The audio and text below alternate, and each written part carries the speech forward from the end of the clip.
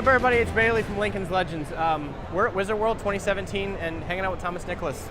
This is awesome. Thanks for hanging out. Yeah, dude.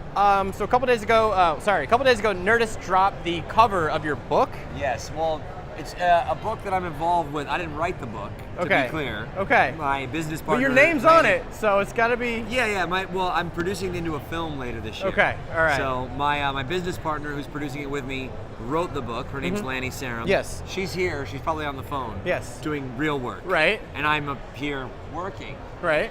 Well, but I get to do the fun work. you get to play a sandbox, right? Pretty awesome sandbox. Yes. And I want to know, there's not just like a shovel and a pail, because what I've seen, you do a little bit of everything. I kind of exhaust yourself? Yeah. I drink a lot of coffee.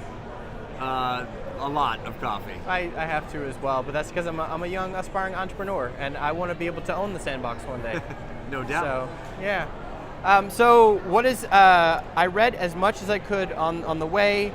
Unfortunately, my college professors are yelling at me not to read your book. They're trying to get me to do their classes. I don't know, something about a piece of paper that makes you legitimate. I don't know. Anyway, yeah, I don't know anything about that piece of paper. Tell me as much as you can about what drew you to this story. Well, it's a magic-based story, and it takes place in Vegas. It's about a young woman who goes to Vegas to join a magic show, and it turns out she can do real magic. In my sort of history, my great uncle was a famous close-up magician named John Scarney. Oh wow, that's awesome! And I was born in Vegas, so that's what drew me to the story. Yeah, heartstrings, right there. Yeah, and then obviously a lot of what I've been doing recently has been producing and acting in film. So I have other projects that are coming out, like The Lost Tree, which hits theaters Friday the 13th in October. That's awesome. So that's with Lacey Chabert and Michael Madsen. Yeah. And then I have Living Among Us. Are you taking like a paranormal turn? Is this like a phase 2 of Thomas Nicholas? Like, or phase like 5? I'd say I saw Walt before Disney. Yeah. Heartstrings. That was awesome. Yeah, that was good. That was good for like 1 week of preparation. I got like about 1 week for that one. Well, I'm trying to follow the arc, and this is very sci-fi, and I like it. Yeah, so these are like straight up horror. So phase 5 of Thomas Nicholas is a horror arc. Yeah, well, it's that, but this one's fantasy. Okay. Right. Okay. So this is my other business partner, Brian Metcalf. Okay. And this Living Among Us is actually coming out in January. It's unfortunately John Hurd's last movie. Oh wow. So it's a vampire flick. Fair enough. But like very like based in reality, like if vampires were actually living among us type of idea. You think they are? Because there's a lot of people that's like the nightclub scene. Cutinus porphyria is it's the real disease. Wow. It really exists in life. I did not know. So we based that film off of that idea, off of that reality. King George III is the first notated case of cutaneous porphyria. Oh, wow. It's basically low red blood cell count, which causes fatigue. It also is like recessed gums, which give the appearance of fangs. Yeah. And you can have a sensitivity to UV light. Oh wow. So the fatigue and the low red blood cell count can be combated by ingesting blood, because in the early 1800s they didn't have IVs, so King George III drank blood to feel better. Oh damn! I just got a history lesson. See, I could just send this to my history teacher. I got a history lesson. We're good. We're totally fine. Hey, listen, I learned a lot about like science facts from watching cartoons. So yes. One last question. Yeah. Did they give you a World Series ring? Not yet. I know. They gave them like the valets and like the landscapers. But I think the difference is I don't live in Chicago. But you help the culture. You help push the culture forward. You're preaching to the choir. I mean, I thought like when I was out there last week throwing out the first pitch on the 16th, they would just like surprise you with a little. I've been doing it every year since 08. I thought like, maybe they'll just surprise, and I was like, but I wasn't counting on it. I'm not, I'm still a fan. These guys are trying to get at you, but I've got one last question, just because I'm pretty sure I saw your wife and your little boy, like your little boy was in here. Yeah. And that's gotta be the coolest thing in the entire world, to take your family with you to work. Because like Lincoln's Legends is like a family business. My wife did radio for 15 years, and now she's a co-producer of my life. She makes sure I don't say anything stupid. I'm like, what about this? I'm so passionate. She's like, not that way.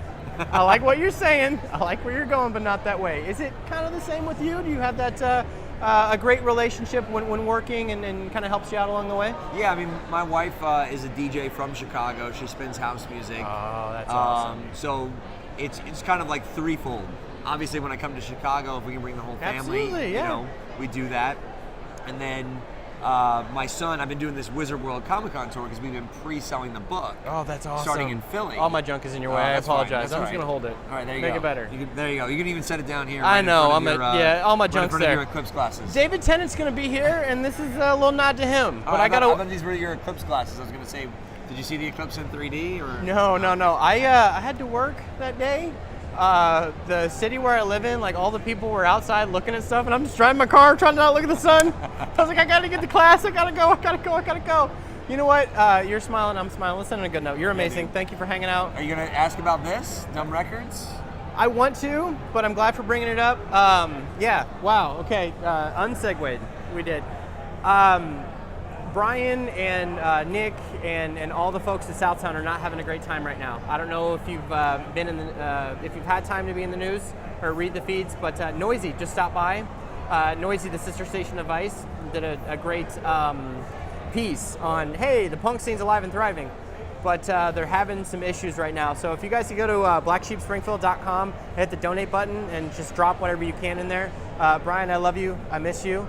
And then segue that into the video. Why would you shoot a video there? We should just do another Kickstarter because that's what we did the last time. I was the one that talked to George about that. Were you really? I was sort of the catalyst? The catalyst for that because I've done Kickstarters for my band's albums.